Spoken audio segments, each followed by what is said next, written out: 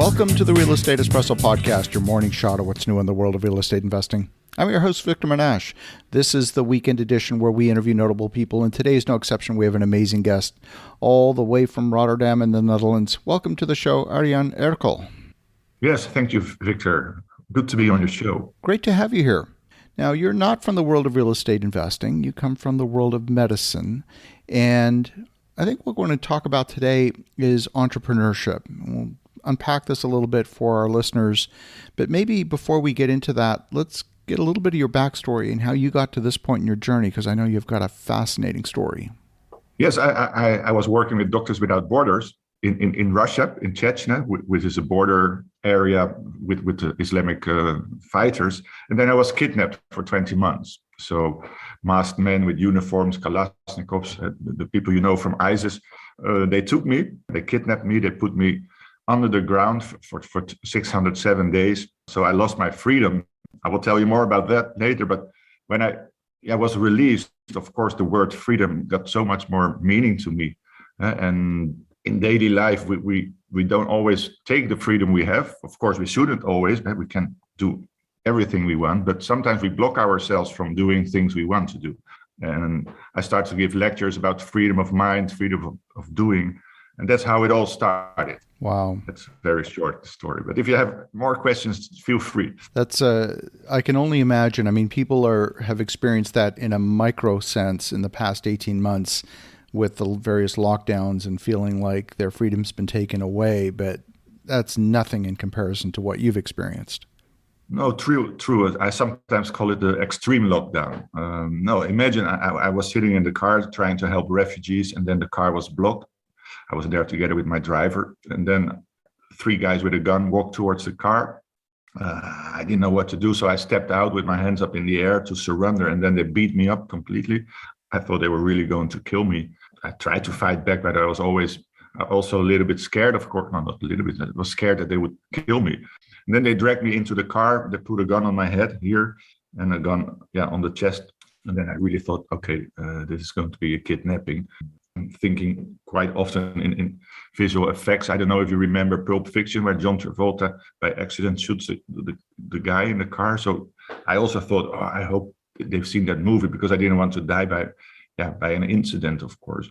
And then after a week, they handed me over to a group of real rebels. They were praying all day. They hated the West, so they hated me in the beginning. Of course, I hated them. But then when they really locked me up, there was really misery. I didn't understand why this should happen to me. Of course, I did some small bad things in my life, but I didn't deserve it. I was scared that I would be, that my throat would be cut off. I had to go to the toilet, for example, with 2 guys standing behind me, reloading their Kalashnikov all the time. Lack of freedom. I couldn't shower when I wanted. I couldn't eat what I want. I was completely depending on their moods, and also on my organization mood. Did they want to pay or not? That was the big question. So I learned it the hard way. But I also learned that there are always possibilities to improve your life, to improve your situation. And of course, many people say it. Hey, you should be in control of the situation, and the situation shouldn't be in control of yourself. And that's what I slowly figured out. Of course, in the beginning it was scary. What can I do? What can I not do? Do I lose myself? Maybe you know about the Stockholm syndrome, that you want to be friendly with the kidnappers. But I didn't want to become a Muslim. I didn't want to fight for a free Chechnya. So I told them that, which was quite scary, of course. But I think, you have to stand up for yourself, and you shouldn't sell out yourself. So slowly it improved my life. And this mindset I kept also after I was released. When people go through a traumatic experience, and I'm sure you, even as a medical doctor, see this all the time in your own practice, people experience post-traumatic stress disorder. It's also possible to experience post-traumatic growth. And it sounds like you've experienced probably a bit of both. What stands out to me is the post-traumatic growth. Yeah, me too. Luckily, I'm one of the people that turns a bad situation into a growing situation. And even though this post-traumatic growth is not much more different than a program of growth anyway, only the powers from within are much stronger than with general people because they didn't have the pain, they didn't have the experience of surviving, they didn't have the experience of growing within the moment. But of course, it's still looking for opportunities. It's still looking at yourself. What can I change within? What can I change from the outside? But I remember that the power within is so much bigger because I learned to be patient, for example. I learned to be disciplined. I learned to focus. I learned to read people. I surprised myself, the courage from within. So all these powers, I know that I have them from within. It doesn't mean I use them all the time, but at least when I'm down or when I see an opportunity, I can revive those powers, and which makes it easier to start. I think that's a big difference. Such a powerful story. So fast forward to today, you've undertaken a number of initiatives and become in many respects an entrepreneur. And I say that in the sense that if you take the root of the word entrepreneur, it comes from the French word entrer, which means to enter, to start something new. And that could be in the realm of business, and that's typically how we associate the word entrepreneurship. But it could frankly be in anything. Tell us some of your initiatives. Yeah, it started very small with a book, for example. When I came back, lots of publishers came to me and said, "Yeah, you have to write a book. You have to write a book." But I thought, yeah, I never wrote a book. Why should I write a book? I didn't like writing. I didn't even like reading too much. But then I thought, okay, I will start with a ghostwriter. And then the ghostwriter, he wrote such a different book than I expected and that I deserved. So I thought I can do it better myself. And then I started. And it became really a bestseller. And even the publishers who was working with big Dutch literature people said, "Yeah, you're such an excellent writer." So now I wrote 4 books already. Wow. And that's where it started. And then I thought, yeah, I can start up a TV channel together with other people. So which I did in the beginning. It didn't become a big channel, but for 4 or 5 years it worked. It was called Good TV, like charity TV, because I came from a charity world. And lots of charity organizations want to share their message. So we got free content. And one of the cable companies said, if you have more than 10 hours, we have a loop and then you can start your channel. So which was cool, because who can say, yeah, you started a channel. And then, yeah, I started Free a Girl, which is a foundation of freeing minor girls who are sexually exploited all over the world. So we run programs now in India, Thailand, Iraq. After that, I did some TV work. Of course, I did like TV work as a presenter. And what is cool, I'm also a little bit in real estate. I have I bought some apartments which I'm renting out, and it's a good business. It's not. I always say you have to have a big passive income. Yes, I think you agree with that. Absolutely. Yeah, and so. What else did I do? I made a theater program. Again, it's exactly what you say about the entree. You think of something and you want to start it, but lots of people don't even start. Their dreams fail because they don't start. And what I learned from my experience is, at least you should start. And if you fail, learn from it and just do it. Because it's so much fun to start new things.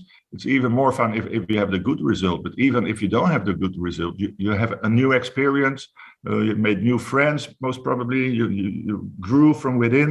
We even had a small hotel. Also worked. We wanted to start it as my wife. She's painting, and the whole house was full of all her painting stuff, and I was getting a bit sick and tired of it. So I thought I will buy you a nice how you call it, this place where like a workshop place, like a gallery or something like that. Yeah, gallery. So we rented it, and then we came to the idea: why don't we make a gallery bed and breakfast? Because then people come to Rotterdam. It was quite hot. It was on the number 10 of Lonely Planet and all these other touristic websites, and then they can make a little impression of their stay. So we give them a small canvas with paint, and then they start painting their experiences. And that's how things grow in my mind. And again, I'm not a multimillionaire like Richard Branson or something, but the idea of that normal people like me and you or anyone else can start things and do it instead of thinking, yeah, I should change my life. Maybe when I'm 50, 57, I go to Italy and buy a bed and breakfast. Just start now. And you can always fall, but you can fall back to the basis you already made for yourself. And I think most people are scared that they will fall down much lower. But why would you fall much lower than the level you are on already? So I think that's the basic. I love what you're saying, and let's maybe connect the dots for me and for our listeners. When you have an idea, how do you transition from the idea to actually putting it into motion? What are the things that you look to pull together? What resources? Who do you enlist to get something even moving one step at a time? I think you're right with this, one step at a time. What I look, the first should be fun, really. The first for me, at least. Then it should be profitable, because otherwise I can do other things. And then I start to look at myself. How much risk do I want to take? Like it can be money wise, can be time wise, can be losing your family wise. Because not everyone supports change, and because if you change, it means other people also have to change, and that's most of the time also very scary, and we forget that point. Because and then I start like, okay, where can I rent a place? Who can build it up? Who can build a website? Maybe if the website doesn't work, you make it on Airbnb, and you find out the way. For example, this was with the Airbnb. With the theater, I have a nice story about my kidnapping. I liked music a lot when I was young, but during my kidnapping, I used music to stay positive. So all the childhood memories from Dutch bands, but also like Tom Jones, Green Green Grass of Home, with Johnny Cash, with all the prison songs, that kept me going during my kidnapping. And even there's one Dutch song. It's about two bikers who get an accident and they never bike again, or they never drive fast. And it's I will sing it for you. It goes, ze gingen oehoedend hard. So it's phonetical. And even the kidnappers who are not supposed to listen to music because it's against their religion, they started singing this ooh, which made me feel better also. And I thought, I want to make contact with the band and I want to play with them. So which I did after my kidnapping. And I played on the biggest festival together with them. I was singing Green Green Grass of Home from Tom Jones because I was longing for my family. I was longing to see my house. And then I thought, it should be cool to make a theater show out of it. And but do you know about theater? No, I don't even like to go to the theater myself. But it should be such a nice story together with music and this band. And then we go all over all to see all the theaters. And I managed, we did 40 theaters in the Netherlands, and even the two biggest one where all artists want to play, like one in Rotterdam and one in Amsterdam. And for a person who didn't go to theater school and never thought about theater, I managed. And I have to admit, it was not 100% sold out, but it was a good crowd, and it was fun. So where do you start? With an idea that really gives you power, gives you energy.